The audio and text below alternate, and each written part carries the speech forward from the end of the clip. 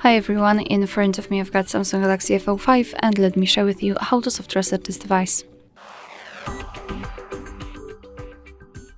So this operation will be useful if for some reason your device stopped working properly, and all you have to do is to use a special combination of keys, which is the power button and volume down button together, and wait until you see the black screen and then the developer's logo.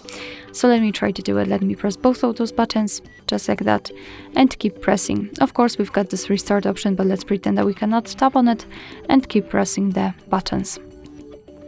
As you can see, we've got the black screen, which is a really good sign. And here we had the developer's logo, so we can release the fingers and now simply wait. Your device will be restarted. Alright, so that will be all. Thank you so much for watching. I hope that this video was helpful, and if it was, please hit the subscribe button and leave the thumbs up.